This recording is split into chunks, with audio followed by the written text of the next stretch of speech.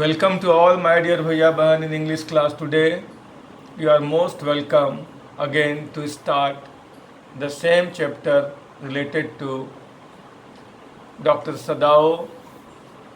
Sadao's activity, condition of that young man, how did Hana help Dr. Sadao, and how did Dr. Sadao try to operate that man. Such thing we are getting on in some classes. Now today we shall start the paragraph from here. You have decided to operate, she cried. Yes, he said shortly. He turned his back to her and unfolded sterilized towel upon the floor of the tokonoma alcove and put his instruments out upon it. Here there are two words. Sterilized means disinfected. Any surgeon you must have seen when he operates anyone. At first he sterilizes his instruments, sterilizes his tools by which he operates anyone. Another word is here tokonoma alcove. Here the word toko literally means floor or bed. Ma means space or room. In English, tokonoma is usually called alcove. It is a part of a room where things are displayed. A niche or an alcove in a Japanese home for displaying a flower arrangement, kakemono, or other piece of art. In this paragraph, we see Hana asked Sadao that had he decided to operate the man. Sadao replied that he had decided to operate him. He turned his back to Hana as he did not want her to object to his decision. Sadao started his work. He opened a sterilized towel on the floor of the tokonoma alcove in that bedroom and placed his surgical instruments on it. And after this he said to Hana, fetch towels, he said. Means Sadao asked Hana to bring some towels. She went obediently, but how anxious now, to the linen shelves and took out the towels. There out also to be old pieces of matting, so that the blood would not ruin the fine floor covering. She went out to the back veranda where the gardener kept strips of matting with which to protect delicate shrubs on cold nights and took an armful of them. Here in this paragraph we see Hana obeyed Sadao and went out to get the towels. She was curious as Sadao was operating upon the injured man. She was operating. She thought that the blood from his wounds could stain the fine mats which covered the floor of the room. So she got some rough mats from the backyard which were used by the gardener to cover the delicate shrubs from the cold weather.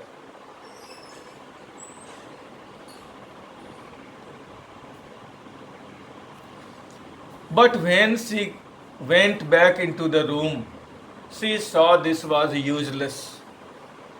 The blood had already soaked through the packing in the man's wound and had ruined the mat under it. But when Hana returned back to the room, what did she see? She saw that blood had flowed through the bandage on the man's wound and had stained the mat beneath him. Her effort was futile. Her effort was useless. Oh, the mat, she cried. Yes, it is ruined, Sadao replied, as though he did not care. Help me to turn him, he commanded her. She obeyed him without a word, and he began to wash the man's back carefully. After this, Dr. Sadao told Hannah. On seeing the stained mat, Hannah cried that the mat had been spoiled. Sadao agreed that the mat had been ruined in such a manner which indicated that he was not bothered by it. Sadao ordered Hannah to help him turn the man over. She obeyed him, and then Sadao started washing his back. Here we see that Hannah is always with Dr. Sadao. Now see this paragraph. Yumi would not wash him, she said. Did you wash him then? Sadao asked, not stopping for a moment his swift, concise movements. Yes, she said. He did not seem to hear her, but she was used to his absorption when he was at work. She wondered for a moment if it mattered to him what was the body upon which he worked so long, as it was for the work he did so excellently. Here in this paragraph we see Hannah told Sadao that Yumi had refused to wash the injured man. Sadao asked her that did she wash him? He did not stop cleaning him. He made fast, small movements of his hands as he cleaned him carefully. Sadao was busy in work and did not seem to hear Hannah. Hannah wondered that Sadao was not bothered who the injured man was. He was only concerned in performing his work well. The quality of Dr. Sadao was very good. When Dr. Sadao did anyone's operation, he didn't see here and there, and he didn't try to listen any other person who is beside him. So it is a good sign of a doctor. Now see this paragraph. You will have to give the anesthetic if he needs it, he said. I, she repeated blankly, but never have I. It is easy enough, he said impatiently. He was taking out the packing now, and the blood began to flow more quickly. He peered into the wound with the bright surgeon's light fastened on his forehead. The bullet is still there, he said with cool interest. Now I wonder how deep this rock wound is. If it is not too deep, it may be that I can get the bullet, but the bleeding is not superficial. He has lost much blood. Here in this paragraph we see two words. Anesthetic. We all know about anesthetic, by which any patient can become unconscious. Anesthetic, a substance that induces insensitivity to pain. Superficial means existing or occurring at or on the surface. In this paragraph we see Sadao told Hannah that she would have to inject the injured man with a substance that induces insensitivity to pain. Hannah replied that she had never done that earlier. Sadao said in a haste that it was very easy. Sadao was removing the packing, and now the blood started flowing faster. He looked at the wound with the help of the bright surgeon's light fixed on his forehead. He announced that the bullet was inside the man's body. He wondered that how deep the wound made by the rock was. He said that if the wound was not very deep, then he could get the bullet out. He added that the bleeding was not from the surface of the skin, which meant that The wound was deep and the man had already lost a lot of blood. At this moment, Hannah choked. He looked up and saw her face the color of sulfur. Here there is a sentence, her face the color of sulfur, means sulfur is a yellow colored element. The clause means that her face became pale, yellowish in color when she saw that operation. In this paragraph we say, when Hannah saw Sadao inspecting the wound, she could not see the sight and so she coughed. Sadao looked at her and saw that her face was yellowish in color like the color of sulfur. Dr. Sadao said, "Don't faint," he said sharply. He did not put down his exploring instrument. "If I stop now, the man will surely die." She clapped her hands to her mouth and leaped up and ran out of the room. Outside in the garden, he heard her retching, but he went on with his work. Here there are two words. Leaped means jumped. Retching means vomiting. What happened when Dr. Sadao was doing operation? Sadao reacted and ordered Hannah not to faint. Means if there is a woman inside the room and she has never seen operation in her life, she may be fainted there.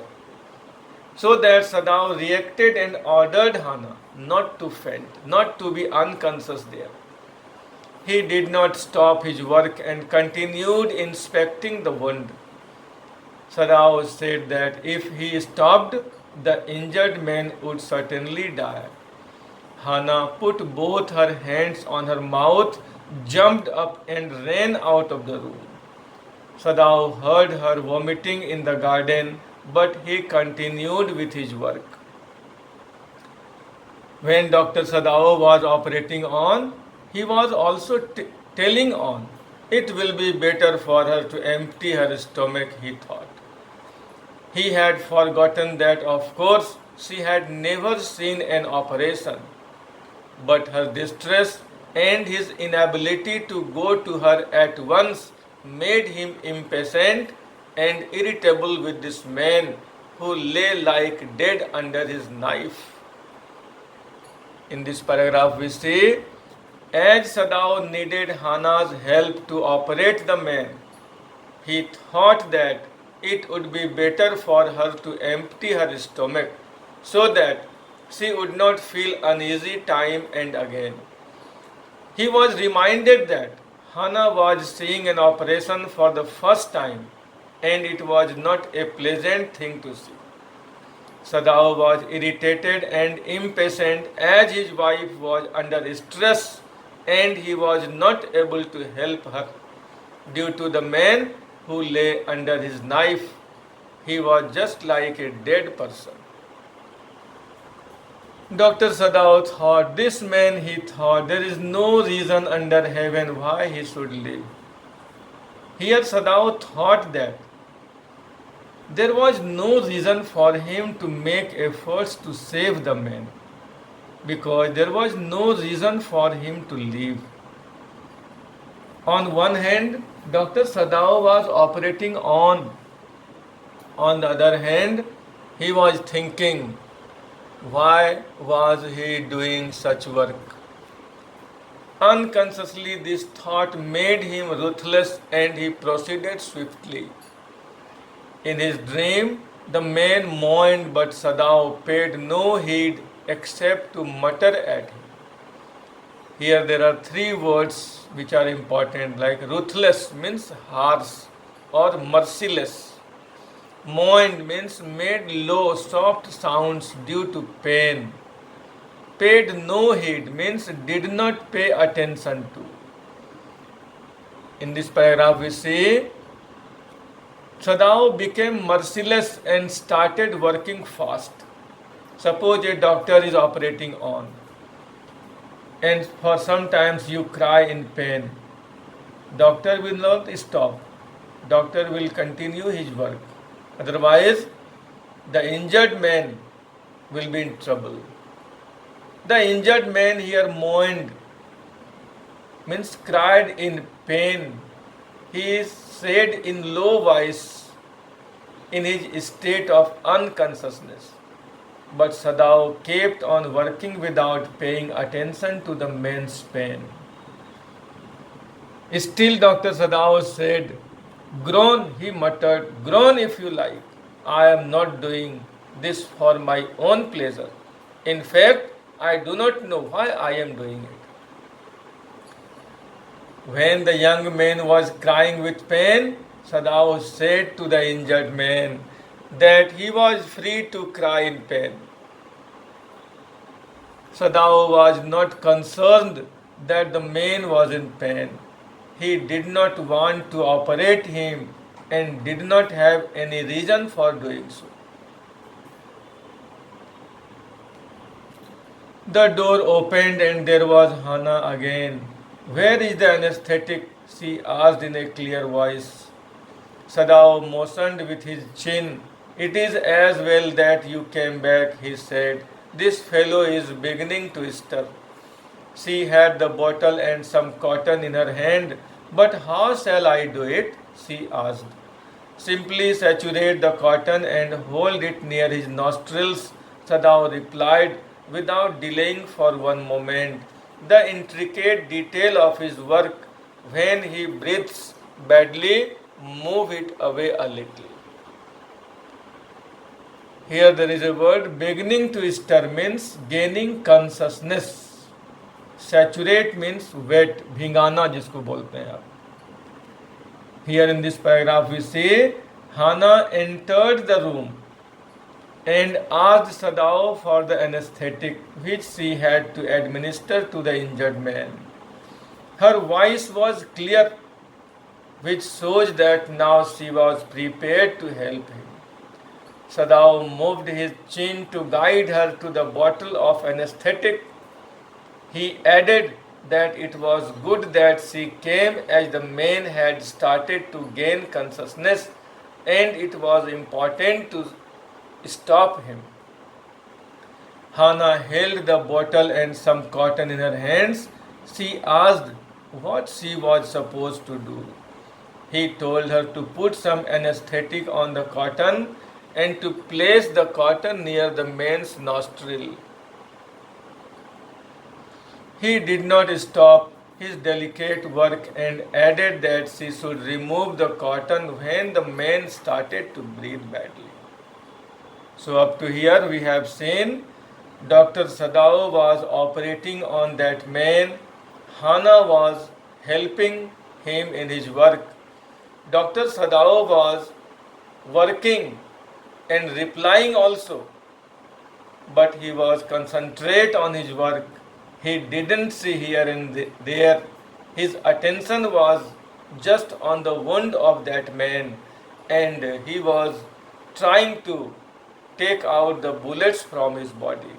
So today we stop here. Next day we shall continue this chapter again. Till then, thank you. Have a nice day.